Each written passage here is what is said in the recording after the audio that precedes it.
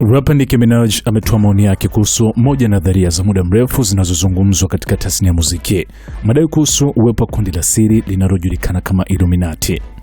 Akizungumza katika mahojiano kwenye podcast ya Bryce Crawford, Nicki Minaj aliulizwa moja kwa moja ikiwa anaamini kuwa Illuminati ipo kweli. Ingawa kuthibitisha wazi uwepo wa kundi hilo, msanii huyu mwenye umri wa miaka 42 kwa sasa alisema anaamini kuwa katika kipindi chote cha kazi yake ya muziki kumekuwa na watu wenye ushawishi waliomwekea vikwazo na kumfanya apitie changamoto mbalimbali. Ninahisi hali yangu ni ya kibinafsi sana. Ninaamini kuwa kuna kundi la watu ambao wamefanya mambo kwa magumu kwangu, lakini sijui kama ni Illuminati, sijui ni nini hasa, alisema Nicki Minaj. Rapa huyu alieleza kwa mara nyingi amekuwa akiona changamoto hizo zikitokana na watu fulani maalum badala ya shirika kubwa la siri. Sijui kuona kama jamii nzima ya siri ilikuwa dhidi yangu, lakini nani anajua?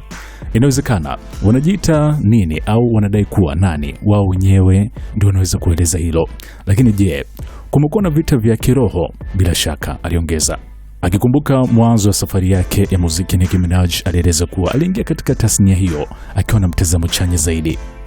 Mwanzoni ilikuwa ni ya furaha sana. Nilidhani kila mtu humtakia mwenzake mafanikio na anataka wengine wafanikiwe, alisema. Hata hivyo, alisema mtazamo huo ulianza kubadilika alipoanza kugundua kile alichokiona kama juhudi za baadhi ya watu wenye nguvu kudhibiti fursa na mahusiano ndani ya biashara ya muziki. Nilianza kugundua kuwa watu wengi katika tasnia hii wana chuki na visasi. Nilianza kuona kwamba usipofanya biashara au kuwapatia faida watu fulani, hawataki kupata faida kwa namna yoyote ile, aliongeza.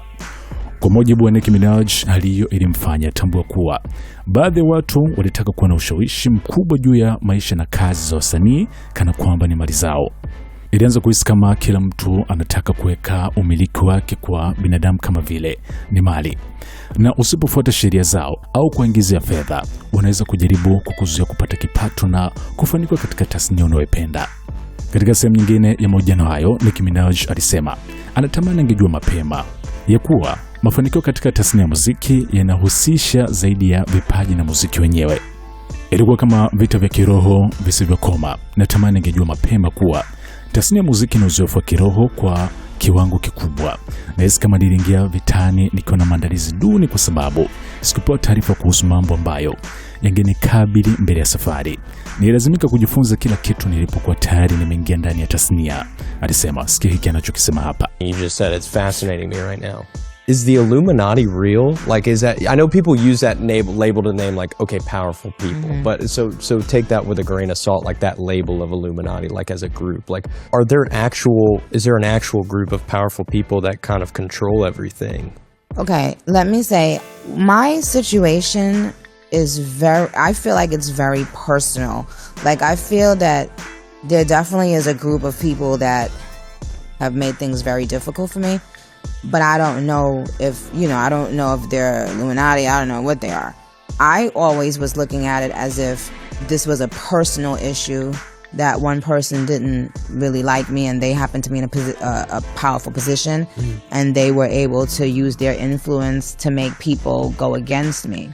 And that because, they couldn't get certain money with me, that, they wanted the money not to come to me. I never looked at it as if it was like an entire secret society against me. Yeah. But who knows? It could be. It could have been. Who knows? But however, it definitely has been spiritual. Now, what they call themselves and what they proclaim to be, only they could tell you that. Yeah. But has it been a spiritual warfare?